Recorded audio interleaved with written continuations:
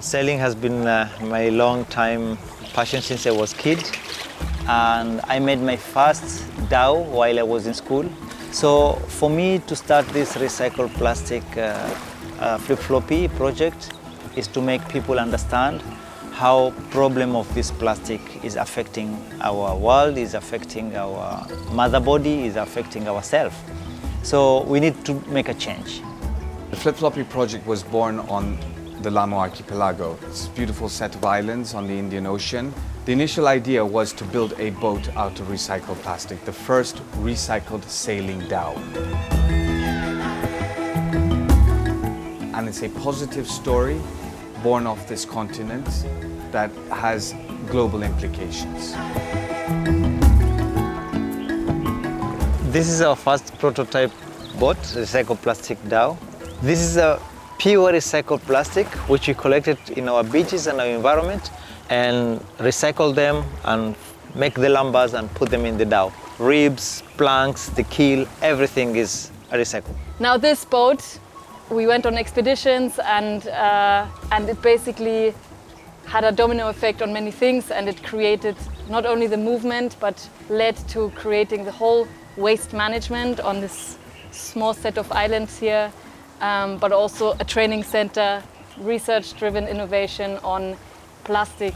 We have islands that are just inundated with plastic and all sorts of other wastes. We have a lot of single-use plastics that shouldn't be there in the first place but are there, and people depend on them. It's very complicated to think about what to do with them.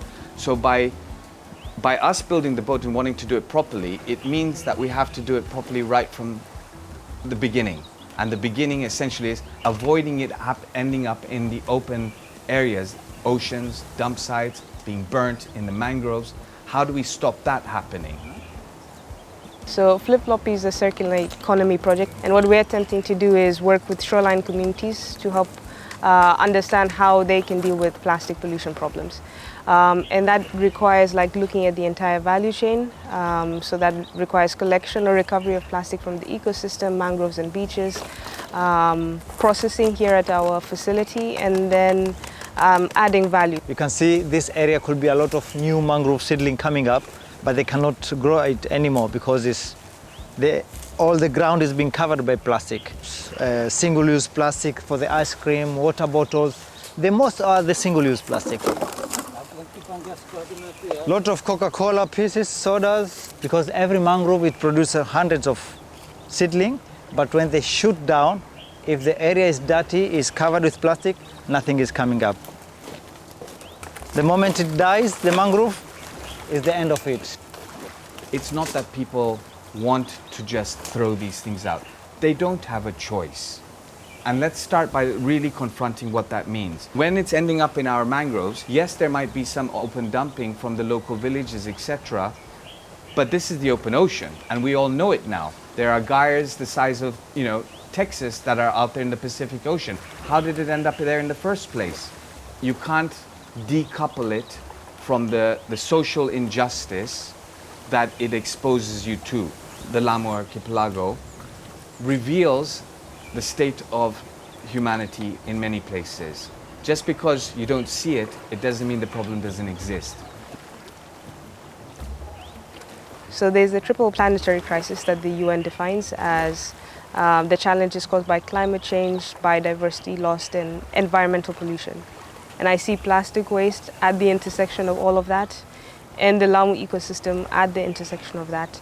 But as long as we continue producing and consuming the way that we do, at a global level, it's communities like Lamu that get the most affected. What we found once we started was that there was not any appropriate systems or infrastructure for waste. So what we've been trying to do is, through policy, push for waste systems and waste infrastructure. But in the meantime, there's a need to address the waste which is being generated or which is coming in with the tides.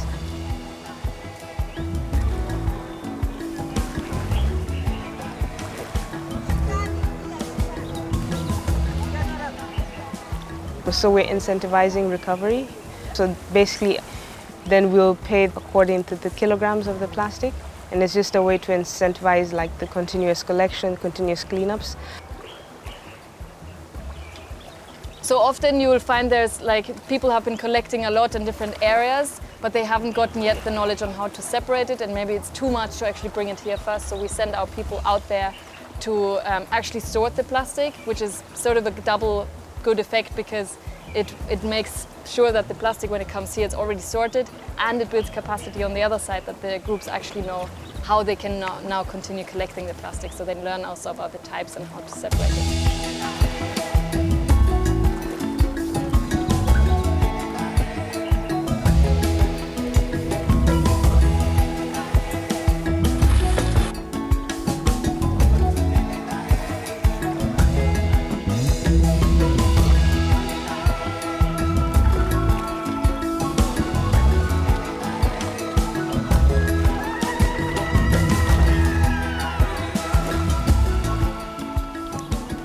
Sometimes using our boat, sailing in best case, so we don't even need our electric engine. Here we have the Flipflopi project recycling facility. Here we actually have flakes that have been washed in the washing machine over there, which we actually dry on the roof up here. Inside this building here, we actually have the extrusion equipment, and these bags here is all material ready to be processed in the recycling and extrusion centre. So the waste that we take is processed here at our facility, and we create lumber or planks, which are basic building blocks for anything, boats or furniture. And we have traditional craftsmen here who are putting it together, who are carving it, molding it into like really beautiful things.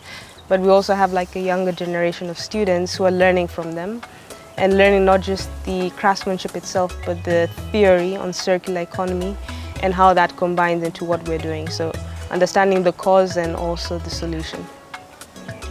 We are now working on a prototype for a 24-meter ocean-going sailing dhow, made up of 100% recycled plastic lumber.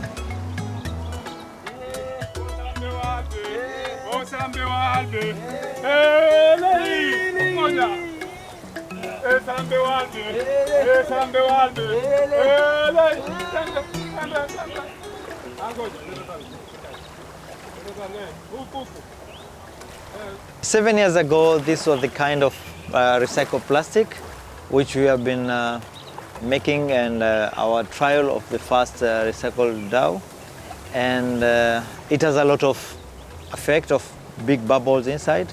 Now, through research and development, we are making a proper lumbers, and you can see how solid are they, and high quality, and we are ready now to build 24 meters dhow. Plastic essentially is problematic because of how we've managed it and how we've abused it. Now, the completion of building the big boat, to me, is the journey of completing everything that's behind it. Do we have the right policies in place? Do we manage waste in place? How can we redesign things? Are these plastics usable? So a building of a boat from this problematic material and doing it properly means getting everything that goes into it correct as well. And we as an organization advocate for a world without single-use plastics. If it can't be reused, and by reused I mean it really has to be fully circular, at every level, then it shouldn't exist in the first place. By training people all these different skills, we basically also just create this pool of skilled people who can go out there, be trainers, be educators, be builders and innovators, and spread the message further. What excites me about this big boat is not only that we will show technically, we will have innovated, we will have done it, but when it's going out there, it will be a moving training center, a moving toolkit, a moving learning on the innovation and research that we have done, and bring that to other areas. My hope, if people get to understand our vision and mission, then is to have a world without unnecessary single-use plastic.